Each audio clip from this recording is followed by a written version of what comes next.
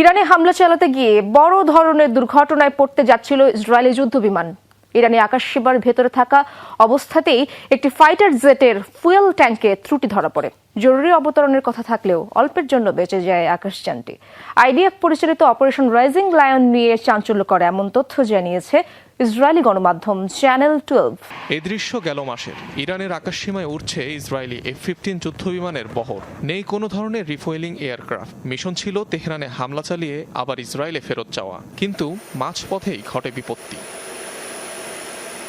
সীমানা পেরিয়ে যখন ইরানের অনেকটা ভেতরে প্রবেশ করে যুদ্ধযানগুলো, ঠিক তখনই একটি ফাইটার জেটের ফুয়েল ট্যাঙ্কারে ধরা পড়ে বড় ধরনের ত্রুটি, যেটি ছিল ফুয়েল ট্যাঙ্কার ফেলিয়ার। অর্থাৎ মিশন সম্পন্ন করতে পর্যাপ্ত জ্বালানির ঘাটতি দেখা দিবে মাঝ আকাশে। ফলাফল, দ্রুততম সময়ে করতে হবে জরুরি অবতরণ।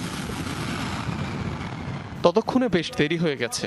ইরানের ভেতর ল্যান্ডিং এড়াতে পার্শ্ববর্তী কোনো দেশে জরুরি অবতরণের কথা চিন্তা করতে থাকেন পাইলট। এদিকে যুদ্ধবিমানটির রিফুয়েলিং এর জন্য নতুন আকাশযান পাঠায় আইডিএফ, যার বেশ কিছুক্ষণ পর মাঝ আকাশে F-15 মডেলের ফাইটার জেটটিকে জরুরিভাবে রিফুয়েলিং করতে সক্ষম হয় আইডিএফ। সম্পূর্ণ এই ঘটনার চিত্র উঠে এসেছে ইসরায়েলি সংবাদ মাধ্যমগুলোতে। তবে দুর্ঘটনা এড়াতে কোন দেশে জরুরি অবতরণের কথা ছিল বিমানটির, তা নিয়ে কিছুই জানানো হয়নি। ইরানে হামলার বেশিরভাগ সময় বোয়িং নির্মিত F-15 মডেলের ফাইটার জেট ব্যবহার করে ইসরায়েল, যেটি কোনো ধরনের রিফুয়েলিং ছাড়াই একটানা পাড়ি দিতে পারে ৪,৪৫০ কিলোমিটার পথ।